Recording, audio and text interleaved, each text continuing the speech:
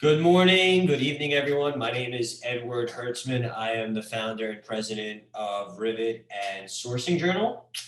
And today we're going to have an interactive conversation on the emerging landscape of organic cotton in Pakistan and how different players are collaborating to write this developing story. Before we begin, I'd like to thank all of our panelists for joining. If you could each just take a few minutes and briefly introduce yourself, where you're from, what you do, and then we'll hop right into questions. So, Danique, you want to kick us off? Yes, sure. Thank you. So my name is Danique. I'm working for Bestseller. Bestseller is a family-owned company with headquarters in Denmark. We have more than 15 brands under our umbrella, and we're selling in more than 70 different markets. I'm working as a senior project specialist in the materials and innovation team. And that means that I'm integrating new innovations and sustainable materials into our supply chain. So I'm actually building a bridge between our brands, our suppliers, and the different innovators that we're working with. So very excited to be here today, and thank you very much for the invitation. All right, next. I'll jump in next then. Hi, Eddie. I'm Ruchuta. I am the program director at the Organic Cotton Accelerator. The Organic Cotton Accelerator is a multi-stakeholder platform. And we're the only ones who are really dedicated to organic cotton only. We were set up as an organization in 2016, really on the need to scale production of organic cotton. And in doing that, we really try and bring together stakeholders from brand, retail, civil society, farm groups, but also philanthropy. And we do this really by focusing on two elements. One is improving farmer profitability and prosperity. We do that through our farm programs. And the second part is bolstering integrity in the cotton sector. And we do that by standardization, but also by building trust and reliable supply chains. Thanks.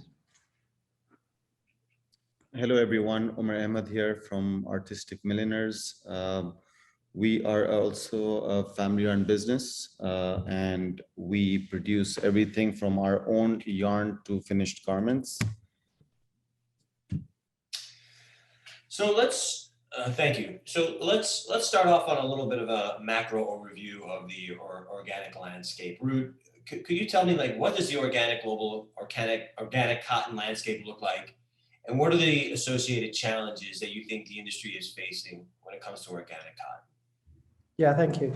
So, of course, first of all, I want to refer everybody who's not aware of it to the Textile Exchange Organic annual report, which has just come out and has really good granular detail. The reports come out in a market which is close, I would say, to being on fire. But let's not confuse that. The demand for organic cotton has spiked, but we're looking at price and regional levels where the stock is simply very short. So I'm even very doubtful if we can use the term market in a period that there isn't much stock available. We've seen, of course, in the year, an impact because of sustainability drive resulting from the pandemic. And what we're seeing is national trade borders closing. So the whole China issue is coming. And that also drives brands to really look at a chain of custody, not just to purchase organic or better farmed, call it regenerative cotton, but also to start getting an understanding of how sourcing to farm level works and how the systems behind this can be bolstered.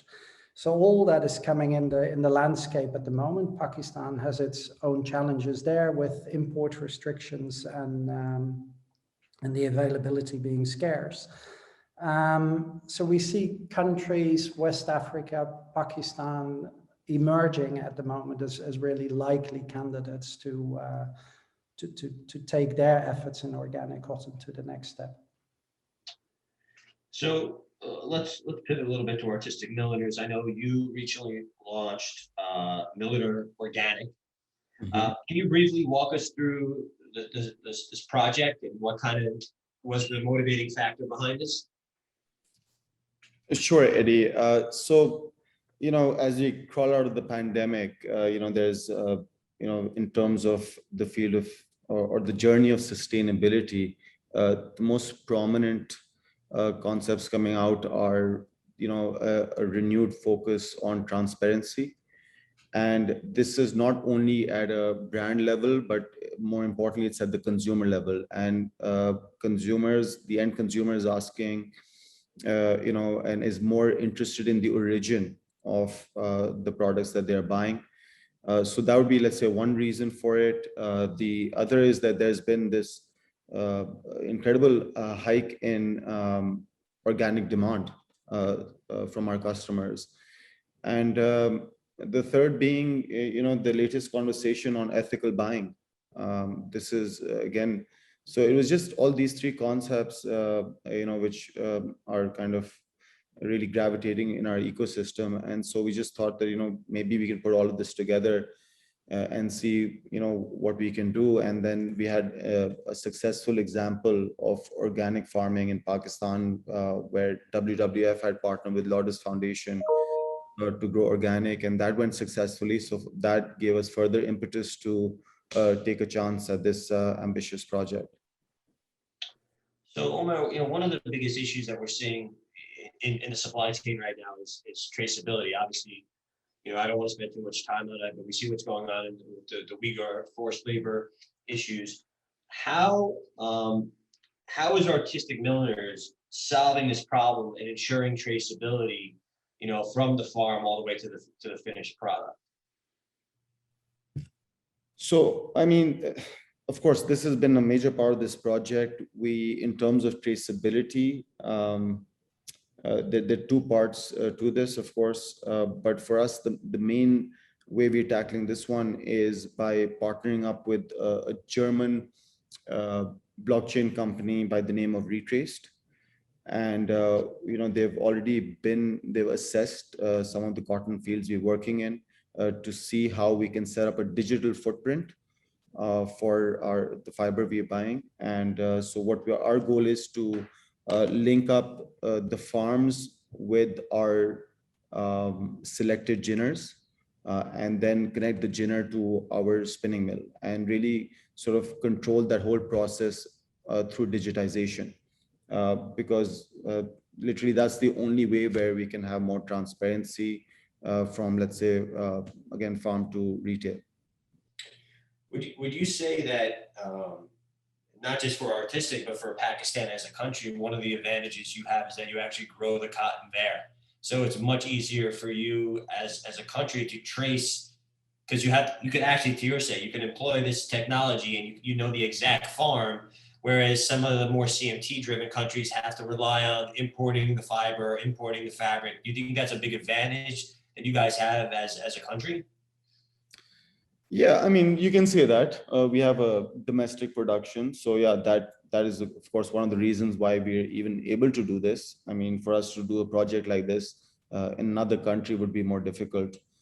Yeah, so you can, I would agree with that point. And also it's again having organizations like WWF at the ground level too, which have actually enabled us to really do this. So yeah, I mean, it's a bunch of factors, but of course that's the primary factor. So Ruud, what makes Pakistan an emerging destination for organic cotton, in your opinion, and where do you stand in terms of progress and launch as it relates to your organization in Pakistan as of today? Yeah, thank you for that. We had scheduled Pakistan. So Pakistan was one of 5 regions on the horizon, talking 18 months ago, and that has been accelerated dramatically. We are now coming out of India, and Pakistan is our next country.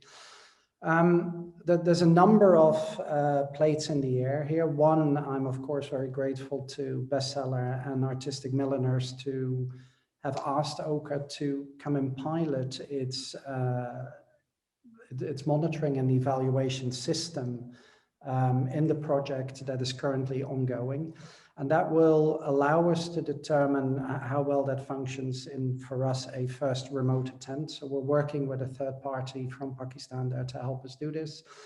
We just commissioned a market entry study that is done in extension of an earlier gap analysis of what is available in Pakistan on the ground, what is missing, what needs to be bolstered and sometimes also replicated, i.e. laboratories and certifying bodies.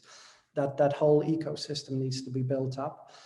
The topic we're all busiest with, and that is running parallel already in its development and is getting some extra funding at the moment. Again, it needs that attention, is seed, finding the best seed in agroclimatic conditions, B, the right seed for the right yield and making sure that the farmers get the crops they expect.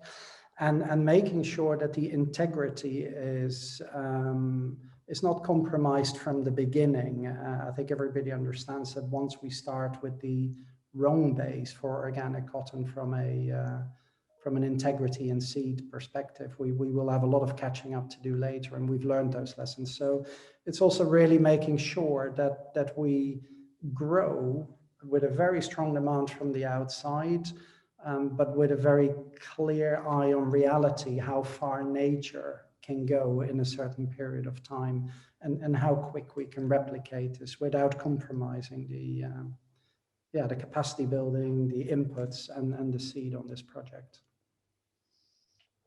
So, Danik, I've used this term, and I know Ruud used this term, farm to fashion or farm to garment. I actually know that Bestseller has a farm to fashion initiative. How does this project fit into the company's organizational values? Well, at Bestseller, we really would like to make our company and the industry more sustainable, so we can create a future that we all need. And our approach with those projects is very holistic. So we really try to integrate sustainability into all elements of our business.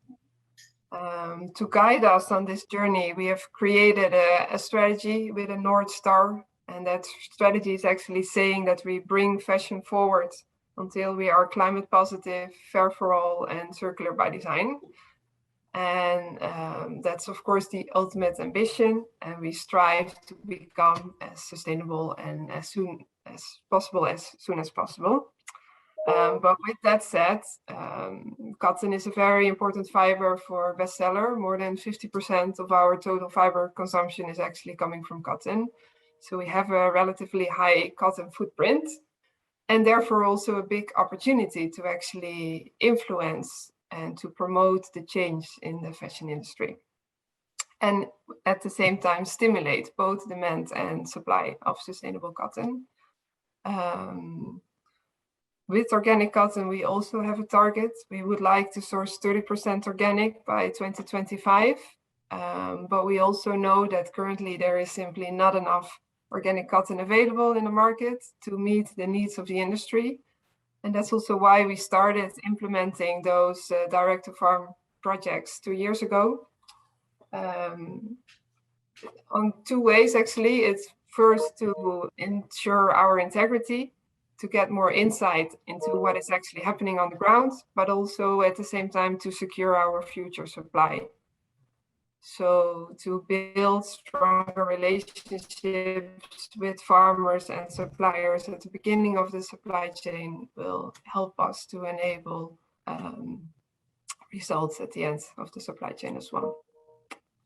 So you kind of answered part of my next question, which is, do you foresee the demand for organic cotton really growing?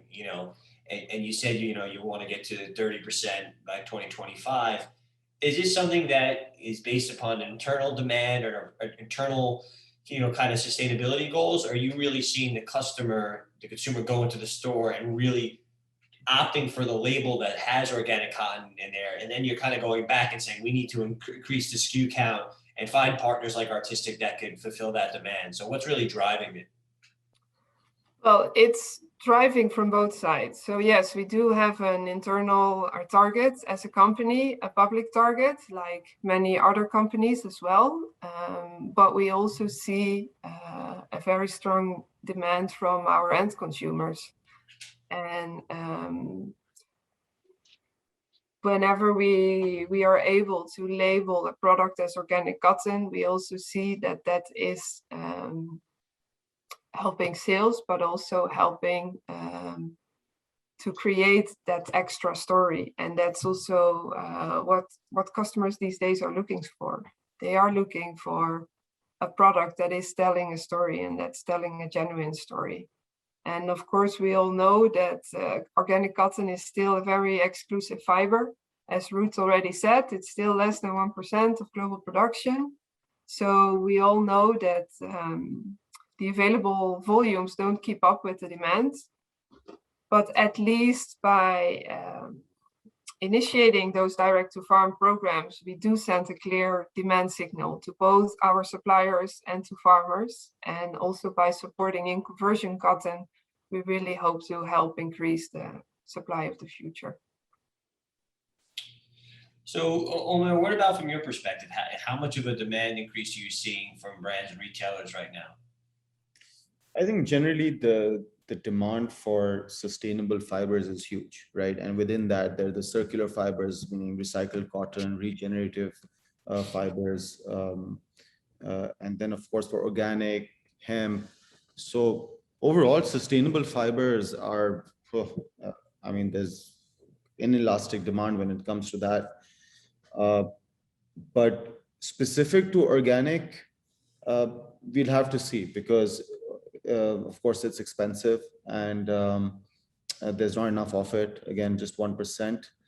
But for us, this is more a project which will hopefully, I mean, the next step in this project would be to sort of go with or to kind of pivot into a more sustainable yet cheaper fiber solution where we can still be focusing on the community efforts, but have something which is also where, you know, let's say we are using more sustainable farm practices. So organic for us is just sort of a window into that agricultural world. And it works out, right? Because again, right now, organic is the #1 sustainable fiber when it comes to at least our clientele. And when you couple that with, let's say, community initiatives, it becomes a pretty powerful story and it goes beyond just the transaction certificate. So that's what's really exciting for us. But in terms of scaling, we're hoping that we can, you know, once we have enough brands investing with us and we show them the benefits to the community, we'll be able to scale this up by bringing more initiatives which should be using conventional cotton, but would have a community element to it, and of course a sustainable practices element to it as well. So Ruth, I know this is one of the more, I don't know if controversial questions is right, but you know, there's a lot of conversations around the integrity of organic cotton in the supply chain. I see a bunch of questions coming through in the chat. What is even organic cotton? How do you define that? You know, there's always those anecdotal things you hear. Oh, there's more organic cotton t-shirts in the world than there is organic cotton. So how is that even possible?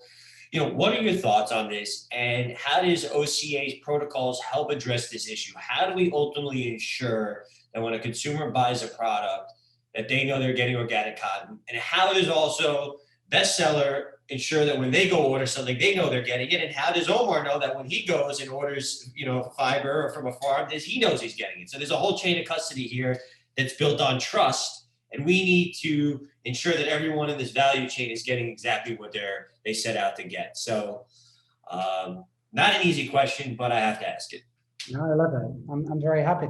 And if you don't mind, I spotted that same question what is organic really? So I'd like to start there because Yeah, please. without going too deep, organic cotton is grown on farm level by the iPhone family of standards. So under the iPhone umbrella, you will find back the more USA focused NOP standard, the European NPOP standard, and these are standards that define better farming practice under organic standards until gin, I would say. And then from gin, we go into the GOTS and the OCS standard with their chain of custody attached to that. So I'll leave that there, but it's for anybody who wants to go into it, it's a well documented and a well framed scene. So I don't think there's any need to worry there.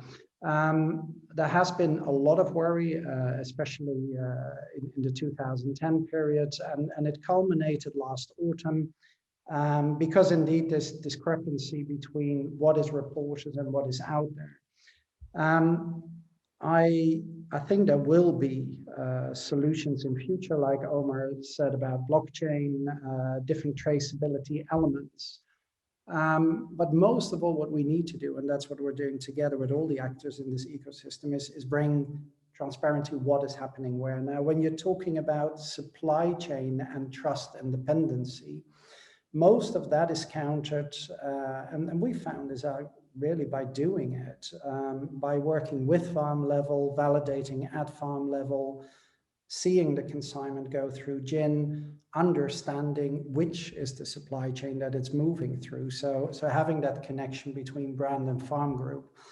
And at least that gives us the confidence that that consignment is ring-fenced. There was then indeed a call it non-intent or an intentional deviation from the standard or fraud, if you want to call it that. I think the standards have proven, or the GOTS standard at least has proven that they are vigilant, they are aware where that went wrong, and by filtering that out, I think they also show and demonstrate that they have the right intentions there. My primary concern is farmer livelihood. I think we bring that through the system. And then just year on year, continuous improvement, get everybody to work closer together, build more trust, get visibility of that supply chain. And I think we now also really see that compacting together very nicely so that the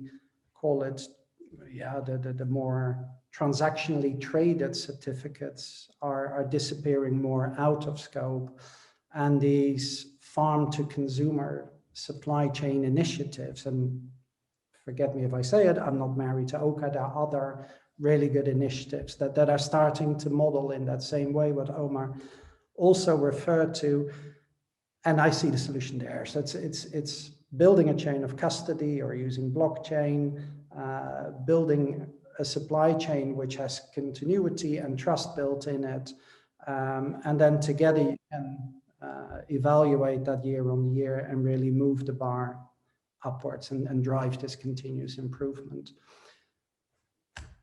That's where I see it go. So you brought up an interesting point about the workers. And, I want to know, Omar, from your perspective, with Milliner Organic, how will this improve the quality of life for indigenous communities? I know that's a big part of your corporate ethos and a big part of what you try to do, not just as a businessman, but as just a part of your personal journey. So I'm sure this is part of your initiative as well. Oh yeah, for sure. That is actually the main driving force for this project. And so in this, the area that we're focusing on now is Kolu Balochistan, which is a very small tribal area. And, we want to bring the basics to them. We want to bring clean water by installing, let's say, solar powered tube wells. That's one of our agendas. Then we are looking at initiating these alternative livelihood programs. So in the off season, the farmer and his families have an option to earn an income. And so we're looking at honey harvesting projects. We're looking at micro nurseries, anything that will help improve the quality of life for that area. And the third being education. Pakistan is one of the youngest countries in the world. And so I think there's a lot of potential there. And so we want to focus on the schooling system. And again, starting up, these are not going to be really huge projects, but it's going to be a start. And, we're going to start investing literally in a couple of months. And so for us, that's the most exciting part of this. And that's why we're really grateful to partners like Bestseller who have, who are helping us make this change. And they're investing around 30% in our project. And another, again, incentive for us is that it's just, you'll be surprised with even a very small amount of money, what a big impact you can make to these communities. And so we're really excited to invest our own company funds as well as Bestsellers funds into improving these communities and improving the quality of life there. So that's really for us the main impetus for this project. So you mentioned this region, Balochistan, yes, it's a southern province of Pakistan. I botched that up, but you brought it up, and I just, I don't want to go off script here, but there's just a ton of questions that came through. Since you're primarily farming in that region, how do you ensure network connectivity in remote areas to ensure digital footprint? Someone else is asking you, please comment on security conditions in this region. Someone else is asking, who is the pioneer of organic cotton in that region? Someone else is asking, what are the 3 major challenges of cultivating organic cotton in that region? So there's quite a bit of questions around that specific follow, That's a lot of questions, but we like to, we like to address it in bite size. We have a bite size approach towards this. So what we know so far, again, it's the first of its kind, right, in Balochistan. So what compelled us to look at Balochistan and the Kolu area is because they have a lot of virgin land, where which is highlighted by actually WWF as being a really good ground to start this organic project. We started with a farmer sample size of 500 farmers, let's say. Today we have 2,000 farmers registered onto this organic program, and which is more than what we were expecting. We've set up 28 training schools in Balochistan, and of course, not only did we partner with WWF, but of course, I have to mention, the agricultural department of Balochistan is also obviously involved in this, and is quite has been very receptive. So we have 2,000 farmers signed up, and we've given them free, free seeds, because that's usually the biggest issue when it comes to organics. So we've given them non-GMO seed, funded by AM. And and our main objective for the farmer is to protect their premiums. And that's why we signed, that's why we reached out to OCA to help us ensure that, we can have a system where the farmer also gets his share of the proceeds, which can be, sometimes which gets neglected. And so that's why farmer premiums are a very important part of this project. And to make sure that happens, we are only working with selective ginners who we've been working with for the last 20 years. So that's how we will hopefully be quite transparent when it comes to that aspect. So I want to go back to Danik. I know you're working with Artistic on your Farm to Fashion initiative. What value does having a brand manufacturer partnership kind of bring to the table and help with an initiative like this?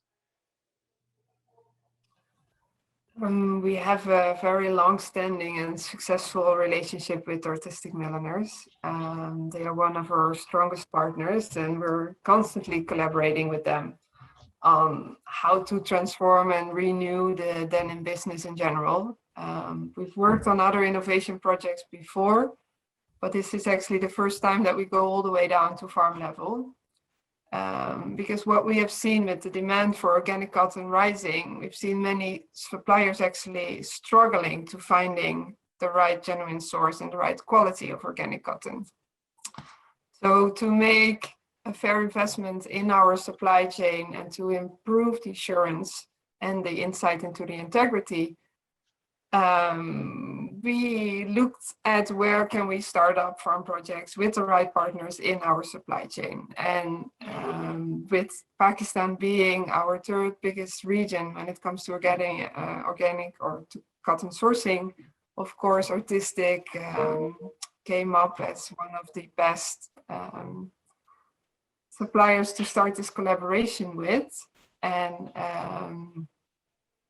also, as I said before, we really have a holistic approach here. So we really would like to source organic cotton as close as possible to the production facilities. And I think pioneering together in a country that has so much potential when looking at organic cotton, it's really of great value for us.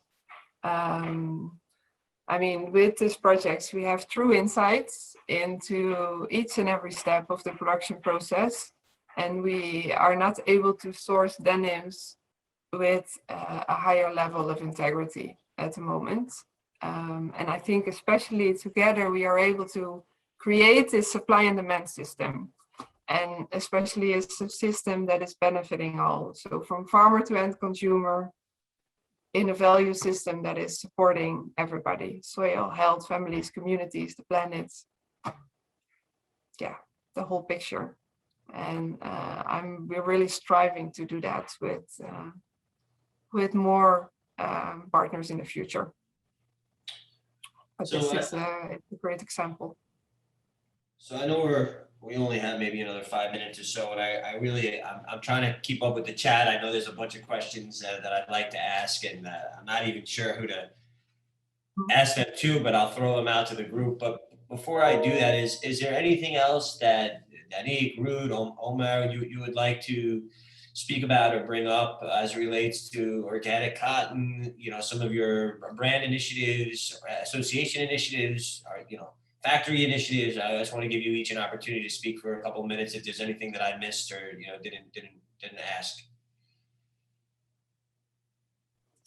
Well, I can start. I think by starting those organic cotton projects, we've actually learned a lot from our supply chain. I think many brands are used to source ready-made garments. So you are in very close contact with your tier 1 supplier, where most of the times you probably know your fabric mill, but going deeper down to spinner, ginner, and farm level is something we have never done before. And now that we started doing this since 2 years, we've learned so much from our supply chain, and especially having that close relationship, not only with the tier 1 supplier, but also further down into the deeper tier levels. It's, it really gives us so much more insight, and also a lot more benefits. And then I'm not talking price benefits, but I'm talking transparency benefits on a totally different level. And I think especially those relationships and that collaborative approach is something that we're benefiting from, all of us. Ruud, you want to add anything? Yeah, I just want to take back because Omar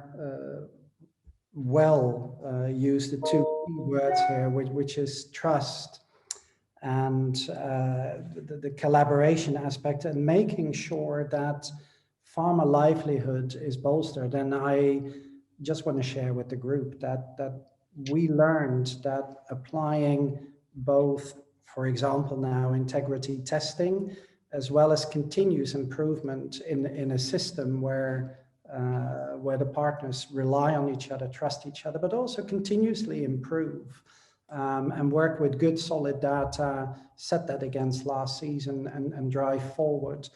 And then, that second word that I really like is bite size, because, not to use a bit of a metaphor that everybody knows is out there, but sometimes perfection can be stopping you from doing good. And what I really like about this project is that we aim to do good.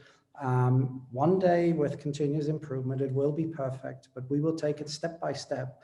And the steps that we have already been able to take in other geographies prove that this is possible, that it works. And it brings real meaning, value, investment, as well as better monetary conditions, as well as the whole social aspect once these farmer families blossom. And we see that year on year in our interviews, in our reports, that they articulate the challenges really well, but they also articulate really well why they feel they have a better livelihood than their conventional peers. And that's what will drive the system going forward. Nice word, bite size and continuous improvement, that's what will drive these cycles. So just one follow-up question that I wanted to ask you before, and I know it's complicated because we have a Pakistani factory and we also have a retailer that's working in Pakistan. So, but what progress are you seeing? So obviously you get to see the entire landscape of organic cotton. How much progress is Pakistan making as a region to source this fiber, and what are some of the challenges you think they have to overcome to really to scale this in a meaningful way? Yeah, it's so number one, good position for me to say Oka is entering the market. We are not a player there, but everybody who we work with has made some serious steps. That goes from government organizations, that goes from setting up additional laboratories, that goes from additional brands and retailers and manufacturers that are reaching out to us specifically engaged in Pakistan. I can allude here that we're also working on different projects in different regions. I can't echo loud enough that the initial work from WWF and Louders has really brought this on. And Balochistan has been a really good opportunity where multiple projects are taking off, but other areas are under development, under investigation. Everybody has a lot of questions, but everybody is now encouraged to say we're going. So I believe it's unstoppable. It will happen, and it will have a lot of challenges at the same time. But there is it's a multi-geography, multi-stakeholder project that is working well there.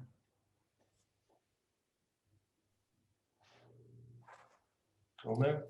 Yeah, so I would just echo what Danik and Ruud are saying, and I just want to add to that at AM we're always trying to kind of raise the bar when it comes to our efforts for community product, and we want to, in this case, leverage the trust and the power of collaboration that we have with our customers to really go to the ground level, to go to the grassroots level, and really see if we can make a change. So this is an experiment. It might work, it might not, but even if we can improve the quality of life for this specific community by 5 to 10%, for us, that's a pretty big success in itself. And so, so we're keeping ourselves open. Obviously, we're working extremely hard to make sure that, this project really works out. And, we're going to be very transparent with our findings as we move forward, and we'll make sure to publish them because we think that sustainability and improving the quality of life for marginalized stakeholders in our supply chain is a collective job. So, we're hoping to set the right example when it comes to this. And I think, and we're really hoping that more customers would take Bestseller's example and invest with us. And at the same time, we're hoping that other companies in Pakistan and in the region or would also kind of learn from our experience and be encouraged to take similar action. So let's pivot over to some questions here. I know we're not going to get to all of them, but let's certainly try to tackle as many as we can. I assume this question is for bestseller. Maybe it applies for Artistic Milliners as well. Are you considering green or organic cotton tag on products if that is part of your marketing strategy? Well, we are always tagging our organic cotton products. So yes, of course, it's part of our strategy. Yes, and I think the products that will come out of this project specifically, I think we are very much looking forward to be able to share the story, also to share the story with our end consumers. And to share that full transparent supply chain that we're having here. So yes, absolutely. So Ruud, what are your comments on the GMO testing parameter, like detection levels varies from buyer to buyer?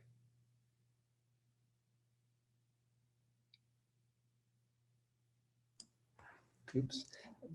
Good question. The position on GMO is taken in the standards. So OCA itself doesn't take an alternative position to that.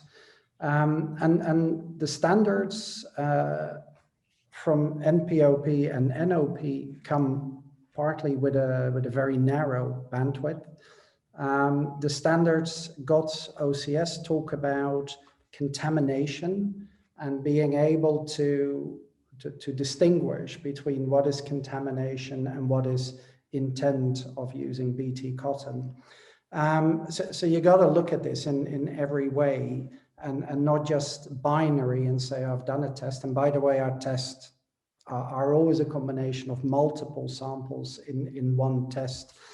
And not interpreted binary, but understanding what those measurements mean on seed level, on field level, and on gin level. And then also knowing where the benchmarks are and where they are improving.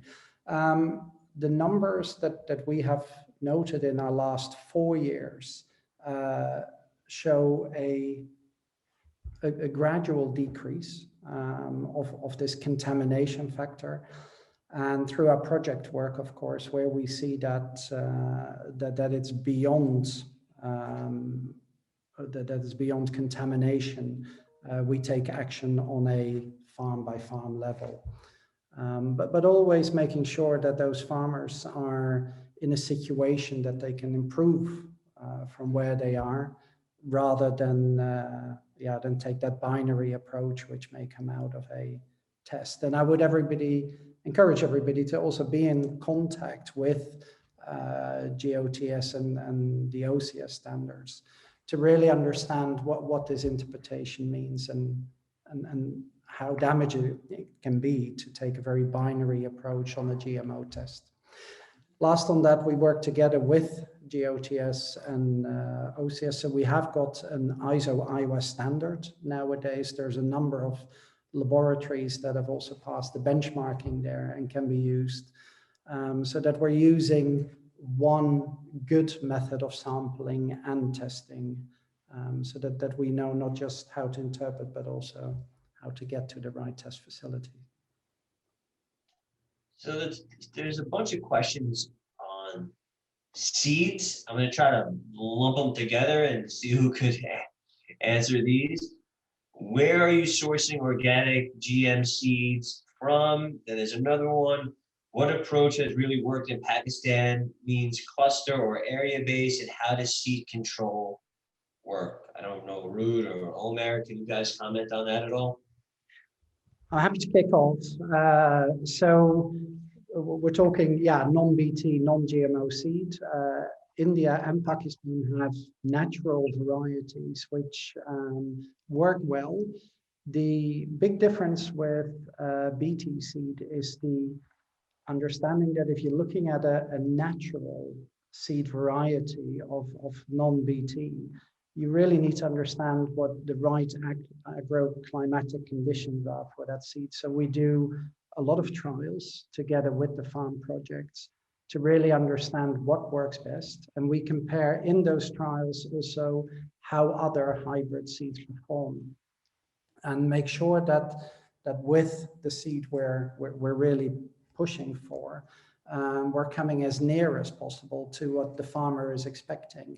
But as you heard, we work on the basis of premium. So where the yields still fall short, we do make sure that the premium, and we validate this, is enough to cover that initial loss. And then through better capacity building, training the farmers, soil health comes over time, we will see that those local varieties work extremely well.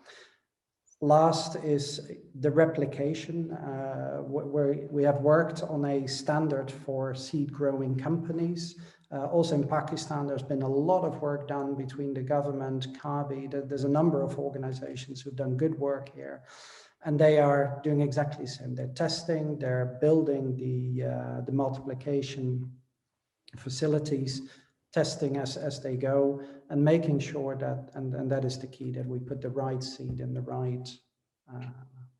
right fields. So, Omer, there's a question. Can you please confirm the name of the German blockchain company again that you're using?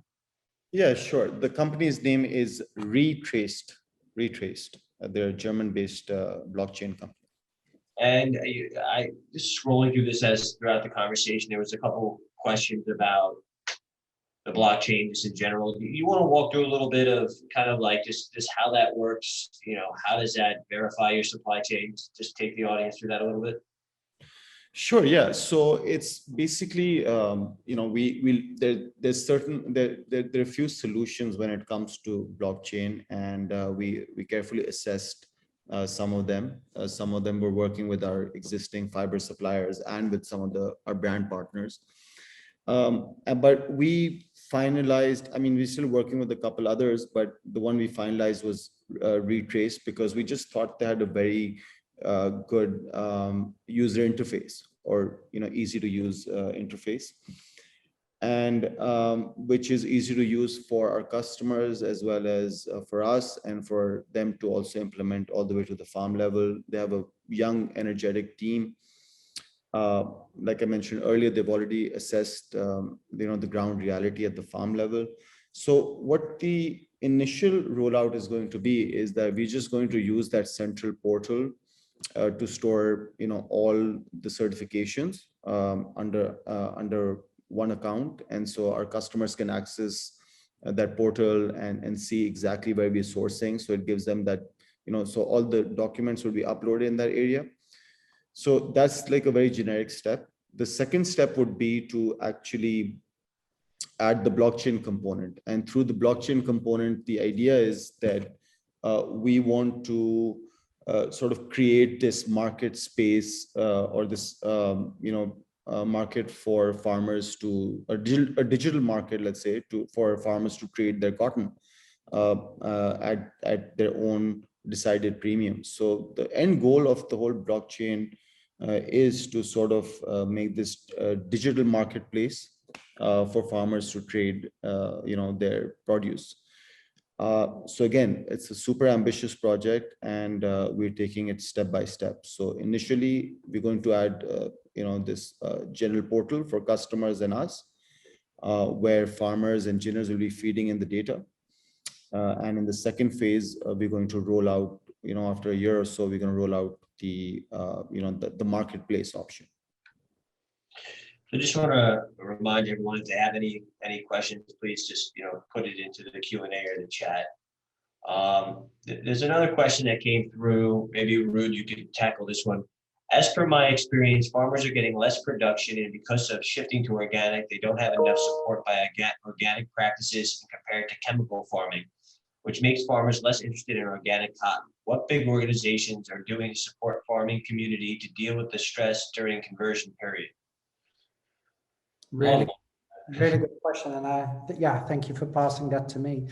The in-conversion process also requires OCA to take position together with the stakeholders to formalize exactly what I'm going to tell you now. But we're in the process of doing that, and we will soon really communicate more here. Somebody told me recently, and I like to start with that, is do not start by over-romanticizing a farmer situation, because there's nothing there to romanticize, be it poverty or being the help that we create. What you got to do is really build on a business case. The clusters of farmers that come under one ICS that can be brought to organic standards and certified is always going to be a group. It will not be a farmer by farmer decision. And a group you can tackle, so you can really say, okay, what is the current livelihood of the conventional situation, and what will be the outcome of a projected organic situation? And I agree that in most conversion periods, the first 3 years, the yield will first take a drop, and it really takes building on soil health to get the yields to come up again. So there, the validation system that we use, first of all, and we check this with the farmer every year, first of all, the input cost is lower. So you are not spending money on chemical fertilizers and pesticides. You are using with low cost alternative. You're not working with marketed seeds, and you're working in rotation cycles. So you're really looking at soil health through other crops. It's a system that isn't just led by cotton only. And then you monitor and evaluate exactly what the yield per hectare or acre was, and you compensate this through premiums. And those premiums that we work with also in this system will be adapted to make sure that that farmer in the end has the better business case. But next to the business case, we're of course also seeing that farmer communities also recognize the lack of chemicals in their fields, in their water streams, and this is appreciated. They understand that the less intensive farming manner may require more manual labor, but at the same time is a safer and more manageable way of farming. And all this together gets accessed in a once a year results report, where you really then can take the next step for the year after to raise the bar continuously. And as Mr. Omer said earlier, what seems a lot of money further up the supply chain can make such huge systemic changes at the base that we learned that money is available. The impact at garment level is there, but the consumer tells us that they're willing to take us. They will take it through nudging sales in favor of organic. And as Danique said earlier, there's a whole story to tell here. So on the one hand, yeah, farmers need a lot of support, and on the other hand, they need factual support. They need, monetary support. They need real support, and not a romantic picture. If I can take that myth out immediately. You know if the government or anyone is providing subsidized seeds to help the farmers kind of kickstart, growing this crop?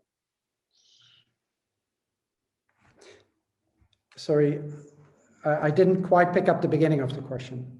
You know if there's any subsidized seed being provided to farmers to try to help them get into this? Is it provided by the government or local, NGOs, or is anything like that going on? Yeah, it's a little bit, so there are many initiatives. Some are financing initiatives through grants, some are financing initiatives through implementation partner farmer groups. So most of the farmers in India now I'm talking, but of course Mr. Omer said the same in Pakistan, will not be investing in their own seed.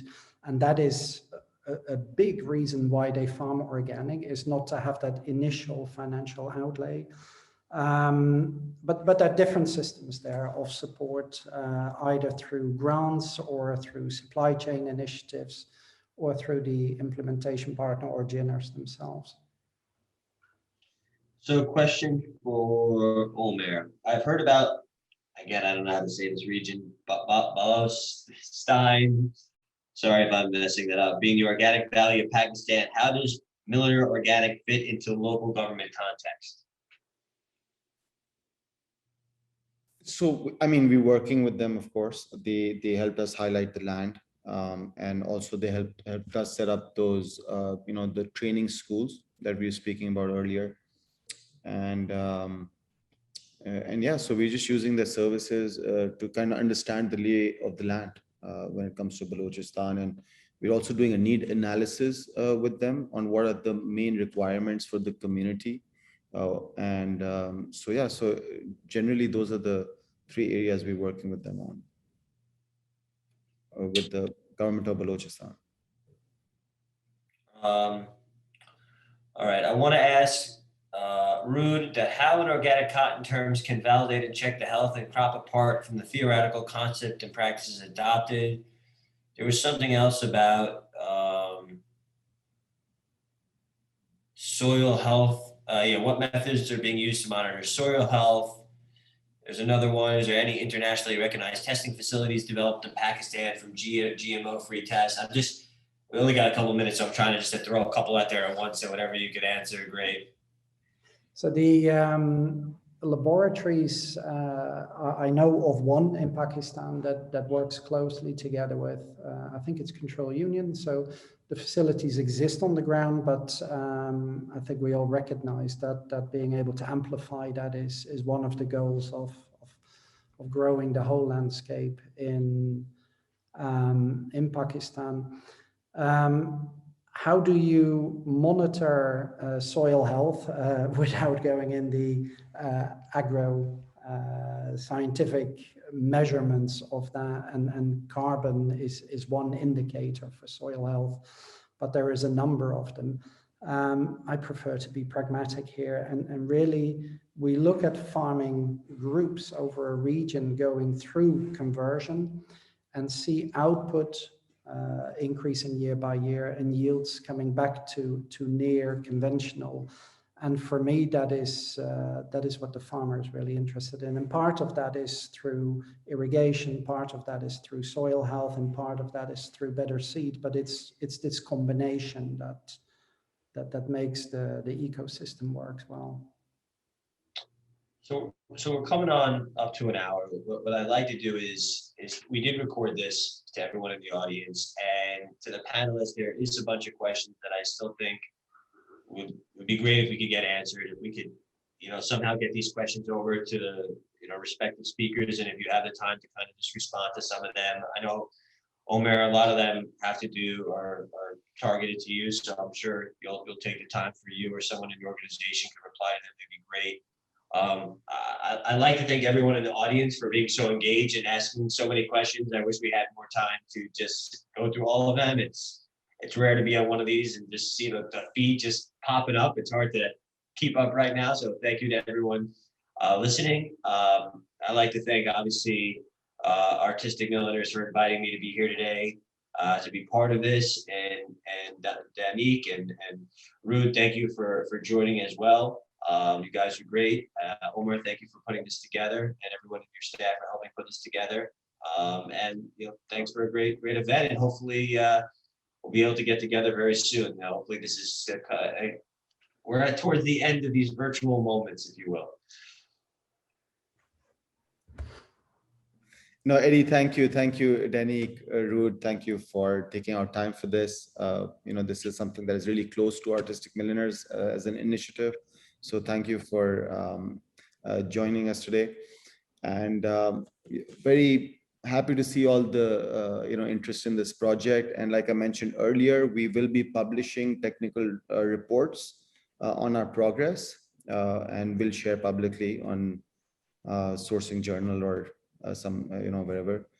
And so we'll keep you up to date on what's going on at the field level. Better be Sourcing Journal. We better get that. We better get that news first. Yeah, you're gonna have exclusive rights, Eddie.